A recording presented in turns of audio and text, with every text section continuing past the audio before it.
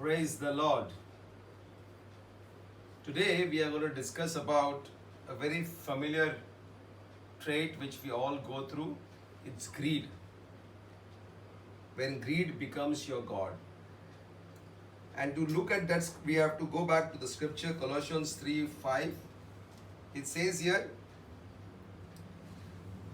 they must put to death their sinful nature with regard to greed, which amounts to idolatry. When we talk about greed, we always try to compare ourselves with those who are richer, or we are thinking that greed is their problem. Or you think when you become a multimillionaire, then you will worry about greed. But actually, Paul wrote this letter of Colossians to the average Christians in an average small town church. If greed was a problem for them in their culture, then definitely in our prosperous countries, it's a bigger problem. But it's not easy to understand this subject matter because greed can be in a different way. Like sometimes you may describe it like living in a spacious house or living in a big place. That may be called greed.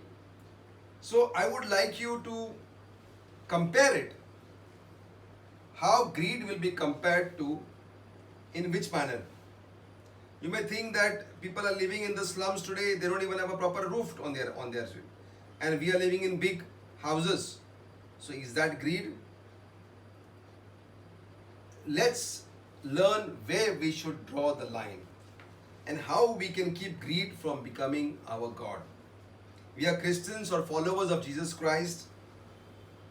We must radically separate themselves from greed. So what does it mean to radically separate us from the sins? Is beginning at the thought level. Greed starts in our mind. We are to do so in light of our new identity in Christ Jesus and in the power of the Holy Spirit. But we are responsible to do it today. I want to answer some few questions of how we can describe. Number one, what is greed? How should Christians view greed and wealth? And how can I know if I am greedy? And the fourth part, how can I deal with my greed?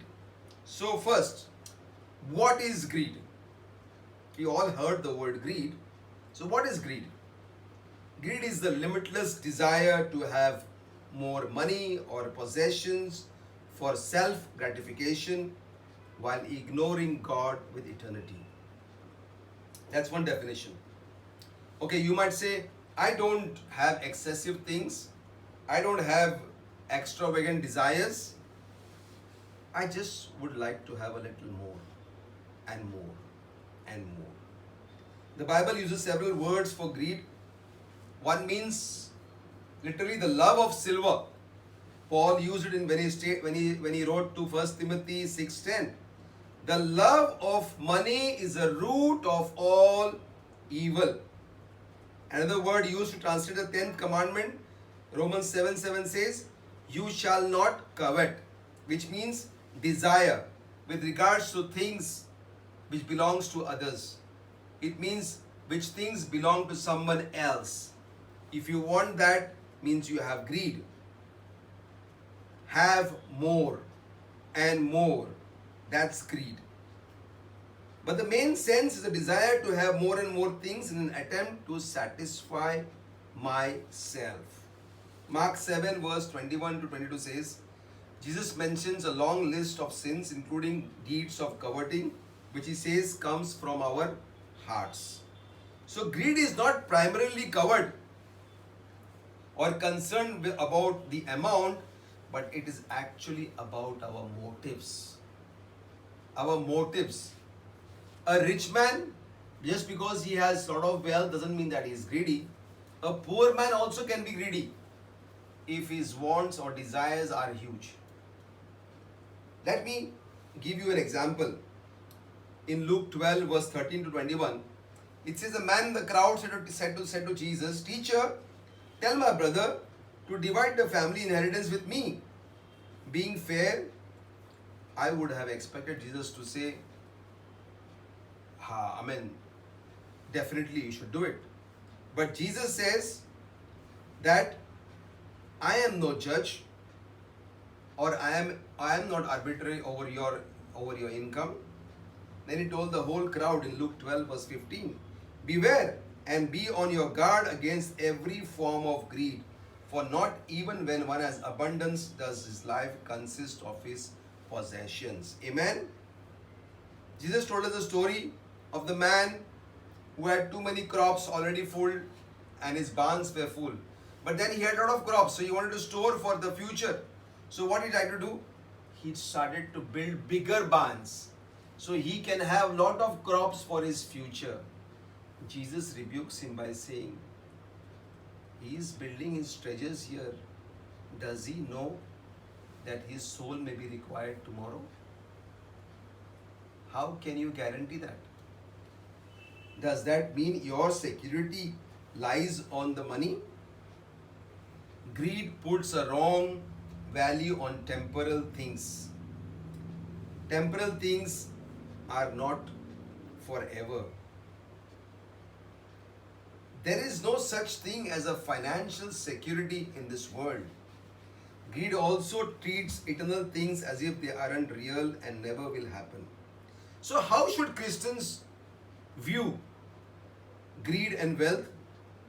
Let me give some light on this part. Greed is a serious sin to be avoided, and wealth is a serious responsibility to do good. Amen. Ephesians 5 verse 5 says, he warns that the greedy will not inherit the kingdom of God. If you amass wealth only for your satisfaction, then it's going to be harmful for you. For the love of money is the root of all sorts of evil, and some longing to wander away, and they will just be squandering over it. Greed is a serious sin to be avoided. The Bible views wealth. Wealth is given to you and it comes with a serious responsibility. You are stewards of what God gives you. We are free to enjoy whatever God gives us, but we are also stewards for it, for His kingdom. Amen. We should be able to use the wealth for God's kingdom. Who, in the first place, you will say, okay, I worked hard all my life. I worked morning, evening, and that's how I got this money. So I am deserving this money. But God very clearly says in His word, in Deuteronomy 8:18, what He says, you shall remember the Lord your God, for it is He who is giving you the power to make wealth, that He may confirm His covenant which He swore to your father as it is this day. So who is giving the ability for you to create this wealth? It's God Almighty. It's never about you. The Bible says not by His might, not by the power, but by the Spirit of the Lord. The wealth which you create is because God gives you the ability to create wealth. Amen?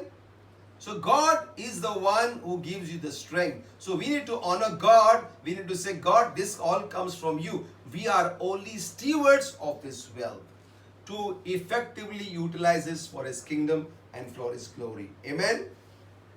We need to have the purposes to be good, but if we are deceived by our wealth, then we had it. So how can you know that you are greedy? There are many signs of greed. Matthew 7 verses 1 to 5 says, before we look at the signs, let me warn you that we need to be careful to judge ourselves and not others. We should not judge other people just because he has some extra wealth with him. We need to be very careful on that. We need to be examples of God's given wealth. Paul says, if I don't provide for my family, I am worse than an unbeliever and have denied the faith. 1 Timothy 5:8, which means you have to work hard, and you have to provide for your family. If you don't do that, that means you are worse than an unbeliever. Then you are not fulfilling the God's command. Proverbs also speaks that if you do not labor, if you don't earn, you're not even supposed to eat food. That's what God is serious about. We have to provide for our families, our close and near dear ones. Amen. So, do I view now? Let us come to some questions about the spiritual pulse with regarding to greed. First, do I view my money and possession as mine or God's? No. Bible speaks about that we are stewards of God's money, and one day we have to give an account of Him. Amen. Next, we are also called to manage what God gives us. So fundamentally, we are only caretakers. Second part, if I knew that I want to die in 1 year, would I do anything different in my management of God resources? For example, are you going to take all the money with you once you die? No. How have you spent this money?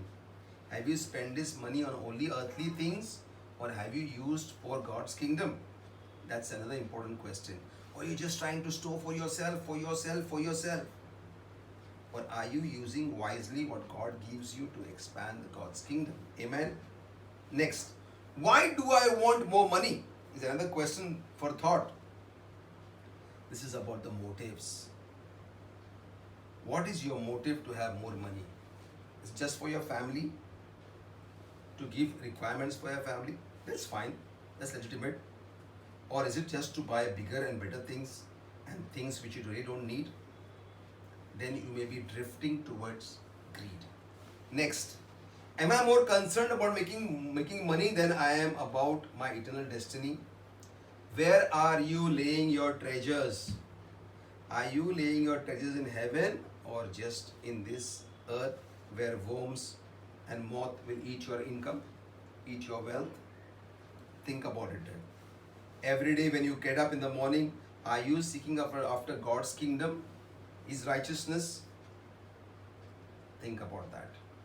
Next, what is the source of my security, money or God? That's very, very careful. You need to know that, can I trust God every time? If, for example, tomorrow you had a lot of money and if you lost all the money or lost all the things like Job did in the Bible, can you still trust God that He can restore things for you? Or you are going to get bitter about God that I lost everything? God, because He is the one who gives you the power to get wealth. If you have lost, God can restore it again. When your heart and your motive is clear in front of God, your motives are to please God, definitely He will do it things for you. Amen. Next, do I cling to my things or I am generous and ready to share? Whatever you get, are you looking for an opportunity of how you can use it for God's work, or the moment you have money you want to just seek next great opportunity to invest money? Question for thought. Do I compromise godly character or promise priorities in the pursuit of making money? Do you go in the wrong manner to earn the money, or you are going to walk with integrity with God? If I am more about making money than about being a witness for Jesus Christ, then I am greedy. That's how you determine. How can I deal with my greed? You have to radically separate yourself from the thought level. Your mind is a battlefield. If your thoughts are only for yourself, your possessions are only for yourself, only for you, then you are definitely walking into greed. But if your motives, if your intentions are to do something for God, ask the Holy Spirit how to guide you and then walk into it. That's the perfect way to take care of your greed. Next, in light of having Christ and finding joy and contentment in Him, you then acknowledge God is the owner of all you have, and you are just a manager or a steward, and you have to give account of it. The whole thing is about the owner's priority, God's priority, God's kingdom. Trust God by giving Him off everything from your salary. We are called to sow tithes, 10% of your income. Give it from the first fruit which you receive your income. Don't wait to give from the leftovers. Offer God things first. Then Malaika 3:10 says, He will open the windows of heaven and He will pour out your blessing that you shall not have enough room to receive it. Amen. Finally, greed is the root cause for destruction. You have to be very careful with greed. Money is not evil. The intentions, the motives behind it is to be careful upon. Amen. Let me pray for you. Heavenly Father, we come to you in the mighty name of Jesus. Father, take care of us, Lord, that we don't fall into the spirit of greed, Father God. But let us be able to be good stewards of money which you give to us, Father God. In the first place, this money never belongs to us. It is you who has given us the power to gain wealth. It is because you gave us good health, because you gave us good wisdom, because you gave us good opportunities, we were able to make this wealth. So it never was us. It was never about me. It was only by you and you alone. And because you gave it to us, we are able to give back to you. And we thank you, Lord, that you give us the power to get wealth, so we are able to sow into your kingdom. And we are able to do your kingdom business than only our business. Father, we just thank you for the wisdom you give to us to sow into your kingdom and for the expansion of your kingdom. We thank you, Father God, that you take away every greed from our life, but give us the wealth to be good stewards of you, Jesus. We just thank you and we bless you, Father. In Jesus' name, amen. Because we are blessed to be a blessing. Amen and amen. God bless you. Have a great day. 16, 17.